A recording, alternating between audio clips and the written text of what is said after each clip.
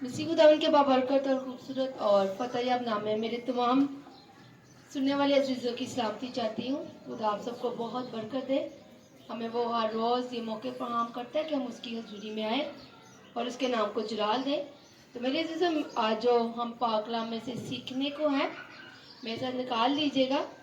पैदाइश की किताब है और उसका 4 बाब है।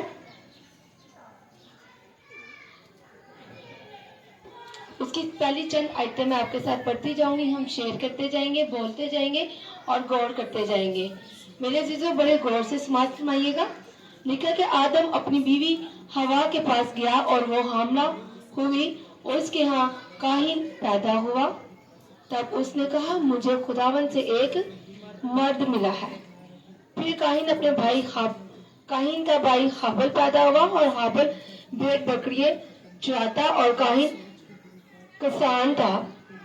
चंद रोज के बाद यूं हुआ, काइन अपने खेत के फल का हदिया खुदावन के वास्ते लाया और हाबल भी अपनी बड़ों बकरियों का कुछ फलोटों का बच्चों का और कुछ उनकी चर्बी का हदिया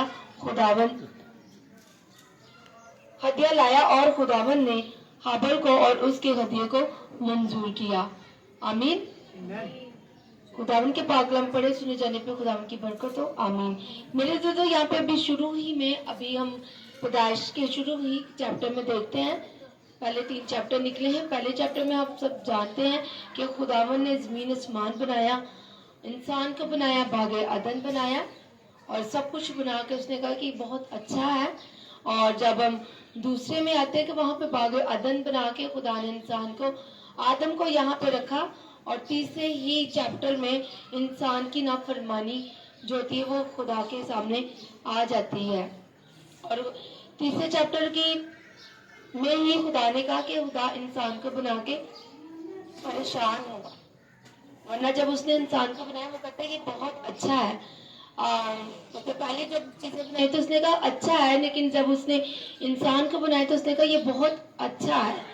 हम भी अपने हाथ की कोई चीज बनाते हैं तो हम उसे बस देख लेते हैं, कहते अच्छा है, लेकिन इंसान को खुदा ने जब बनाया तो उसने कहा ये बहुत अच्छा है। चौथे चैप्टर में हम जब पढ़ते हैं, यहाँ पे आदम और हवा का मेल से औलाद पैदा होती है। दुनिया में 4 तरह की पैदाइश है।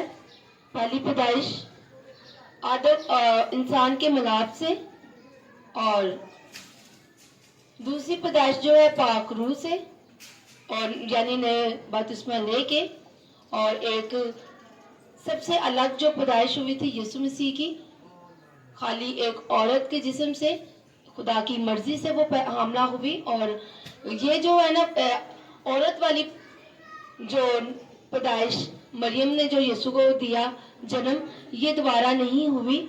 और बाकी जो सिस्टम चल रहा है वो आज तक चल रहा है। इंसान के मिलाप से भी और पाक रूह से भी हम पैदा होते हैं जब खुदावन में हम बपतिस्मा लेते हैं। मेरे अजीजों, यहाँ पे बड़ी खूबसूरत बात मिलती है। हवा का यहाँ जब बेटा काहिन पैदा होता है तो वो कहती है खुदा की तरफ से मुझे एक मर्द और मिला है। और जब काहिन के बाद उसका बेटा हाबल होता है, अब ये भी बच्चे ही होंगे, लेकिन आदम और हवा से ये अच्छी बातें सीख रहे थे। पाक कलाम हमारी तवज्जो इस चीज की तरफ लेके जाता है कि उन्होंने अपने हदिये खुदावन की हजूरी में लेके आने का फैसला किया। आज हम भी माँ बाप होने के नाते हम लोगों को भी इस चीज का तरीका होना चाहिए, सलीका होना चाहिए। जब हम खुदावन की हजूरी में आते हैं, किस तरह आते हैं। आप रास्ते से एंटर होते हैं तो खुद अपने बच्चों को खुद भी बड़ी डरते हुए कांपते हुए उसकी हजूरी में आए, बड़ी वफादारी के साथ और सीरियस होके आए और कहें कि हम खुदावन की शुक्रगुजारी करें। मैं आपको अपनी बात बताती हूँ, मैं पीछे ही थोड़ा सा चर्च से दूर ही होती हूँ तो मैं खुदावन की शुक्रगुजारी करना शुरू कर देती हूँ। खुदावन, आपका शुक्र है कि मेरे कदम आपकी खातिर की तरफ बढ़ रहे हैं। आपका मैं शुक्र करती हूँ। बार बार मेरे मुंह से शुक्र निकला ही जाता है। आदम और हवा भी अपने बच्चों की एक अच्छी तरीके से तरबियत कर रहे थे। मेरे जीजों, इन्होंने क्या किया है, इन्होंने अपने बच्चों को बताया होगा तो ये खुदावन के हुजूर हदिये नजराने लेके आए। آج اگر ہم چاہتے ہیں ہماری نسلیں اچھی ہوں، ہمارے بچے وفادار ہوں، تابعدار ہوں، تو پھر ہم نے انہیں اچھے طریقے سے کلام کی باتوں سے سنوارنا ہے اور ان کے اندر خدا کا ڈر اور خوف ضرور ڈالنا ہے۔ خدا کو اتنا ایزی مت لیں۔ کافی لوگوں کو، میری ایک دو نوجوان بچوں سے بات ہوئی تو وہ کہتے ہیں کہ جی یہ فضل کا دور ہے، سب معاف ہی معاف ہے۔ بے شک فضل کا دور ہے، سب معاف ہی معاف ہے۔ فضل کو اور اس کی محبت کو بیان کرنا بالکل ہی ہمارے بیان کرنے سے باہر ہے، لیکن اگر آپ خدا سے پیار کرتے ہیں، محبت رکھتے ہیں، تو پھر اس کے حکموں کو بھی آپ چلیں گے۔ اگر آپ کسی انسان سے محبت کرتے ہیں، اگر آپ اس کے برخلاف کام کرتے جائیں تو کیا وہ آپ کا منہ دیکھنا پسند کرے گا؟ بالکل نہیں کرے گا۔ اگر آپ بھی خدا کے خلاف بار بار کام کرتے جائیں اور کہیں کہ یہ فضل کا دور ہے، خدا ہمیں معاف کر دے گا، تو خدا آپ کو معاف کرے گا؟ وہ کہے گا میں نے تمہیں عقل دی ہے، سینس دی ہے، اپنے کلام کے آئین آپ کے آگے رکھ دیے، اور پھر بھی تم کہتے ہو تو جی فضل ہے خدا کا ہم پہ، ہم معاف ہیں۔ زبور کی کتاب میں لکھا ہے نوجوانی کے فرزند ایسے ہیں جیسے زبردست کے ہاتھ میں تیر۔ Praise the Lord۔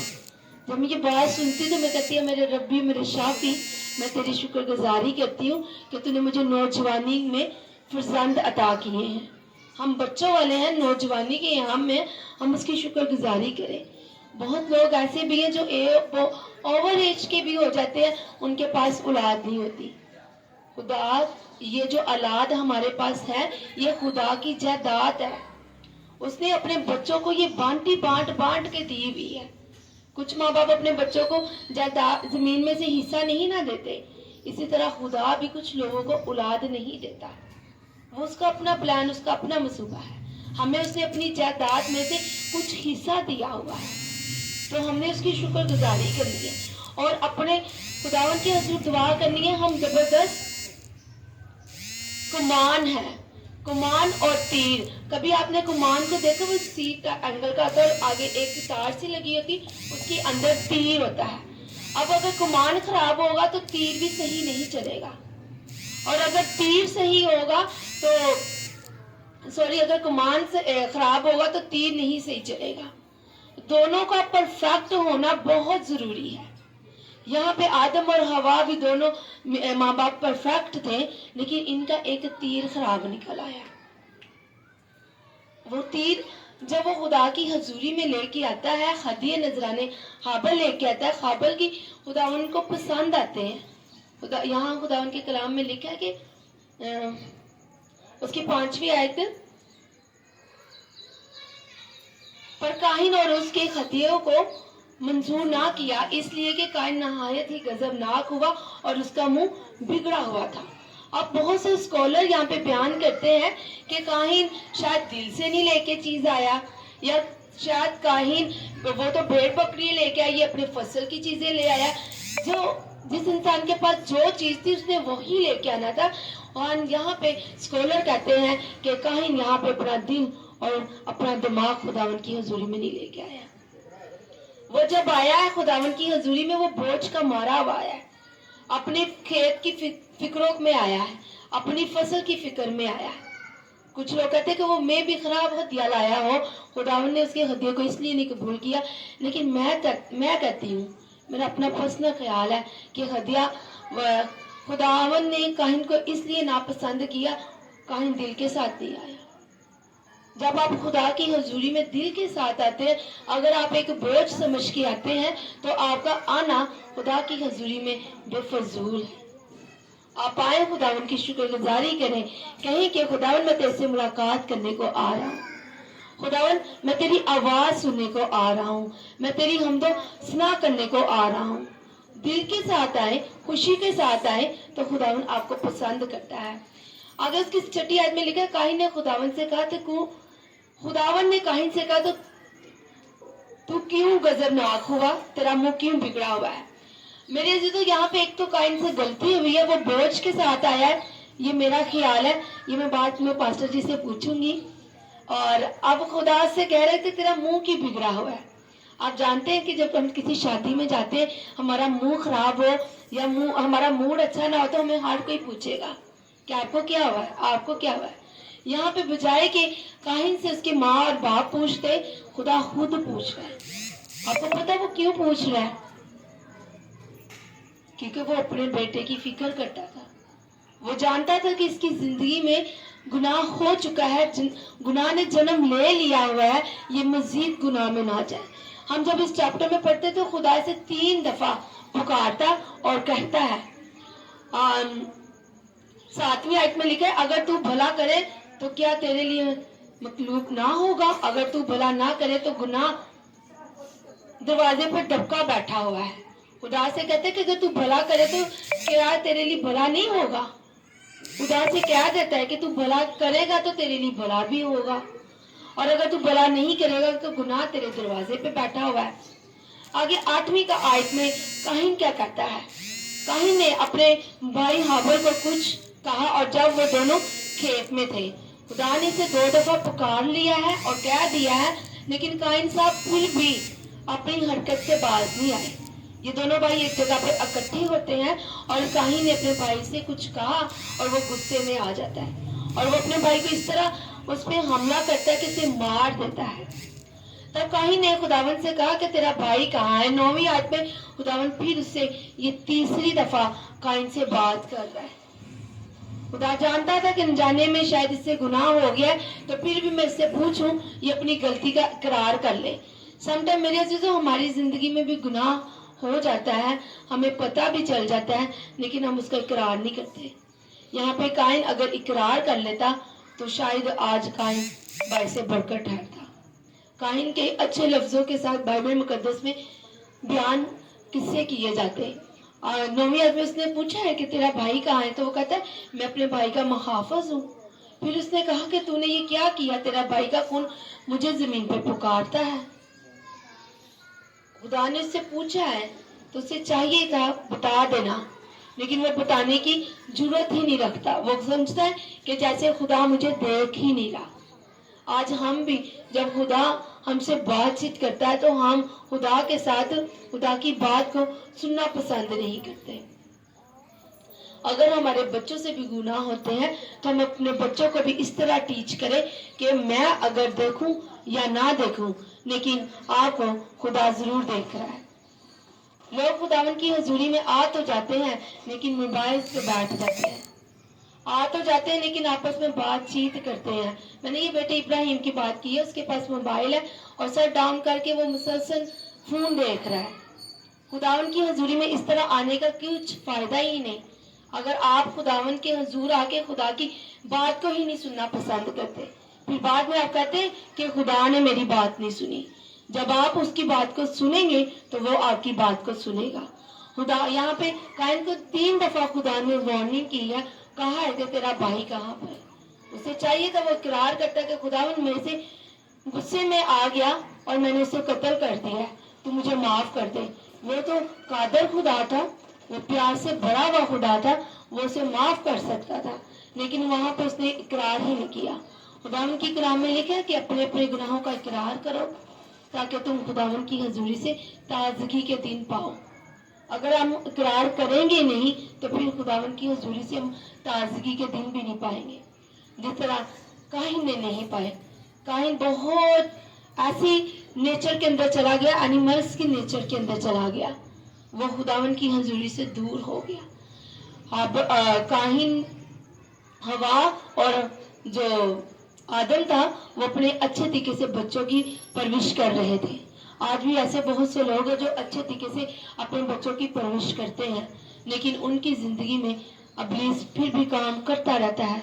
कहीं कमान खराब है तो कहीं तीर खराब है, लेकिन खुदावन की हजूरी में दुआ करनी चाहिए कि कमान भी दुरुस्त होना चाहिए और तीर भी दुरुस्त होने चाहिए। यहाँ पे एक चीज हमें दुरुस्त नजर आती है और दूसरी चीज खराब नजर आती है, लेकिन अगर हम खुदावन की हजूरी में ये फरियाद करेंगे, झुकेंगे, दुआ करेंगे तो खुदावन तीरों को भी अकल दिलाई देगा। और अगर तीर समझते हैं कि हमारे कमान खराब है तो तीरों को चाहिए वो अपने कमानों के लिए दुआ करें, उनके कमान भी दुरुस्त हो जाएंगे। ऐसे बहुत से मैंने लोग देखे हैं जिनके बच्चे बहुत वफादार खुदा के साथ है लेकिन उनके पेरेंट्स नहीं है। लाजमी नहीं कि पेरेंट्स ही वफादार हो, औलाद ना بے وفا ہو جائے. کہیں پہ پیرنٹس بھی بے وفا ہوتے ہیں, لیکن میرے عزیزوں خداوند اپنے لوگوں سے پیار کرتا ہے. امثال کی کتاب میں لکھا ہے کہ خدا جس سے پیار کرتا ہے اسے اس خطرناک عورت سے وہ چھڑا لیتا ہے, زناکار والی عورت سے وہ چھڑوا لیتا ہے.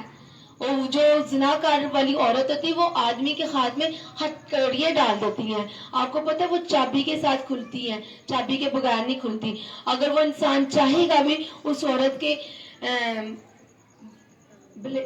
پیار سے نکلنا چاہے گا بھی تو وہ نکلنا چاہے گا بھی تو وہ نکل نہیں پائے گا, کیونکہ اس کی ہتھکڑیوں کی جو چابی ہے اس عورت کے پاس ہے. لیکن خدا جس سے پیار کرتا ہے خدا اس کی ہتھکڑیوں کو کھول دیتا ہے. یہ سلیمان لکھتا ہے, کیونکہ سلیمان نے جب غزال لکھی تب بھی وہ نوجوان ہے, اور جب اس نے امثال لکھی تب بھی وہ تھوڑا سا میچور ایج میں ہو گیا ہے, اور جب اس نے وائس کی کتاب لکھی تب وہ بالکل اچھا خاصا 50+ سے اوپر کا ہے. اور اسی میں تو وہ کہتا ہے کہ یہ ساری چیزیں باطن ہی باطن ہے. وہ اس لیے کہتا ہے کہ خدا جس سے پیار کرتا ہے, جس سے محبت کرتا ہے, اسے بری راہوں سے وہ چھڑا بھی لیتا ہے. اگر آپ چاہتے ہیں کہ خدا آپ کو بری راہوں پہ جانے سے روکے تو پھر خدا کے ساتھ پیار کریں تاکہ خدا آپ کی راہوں کو درست کرے. خدا ان کے پاک کلام پڑھے اور خدا ان کی برکت. آمین.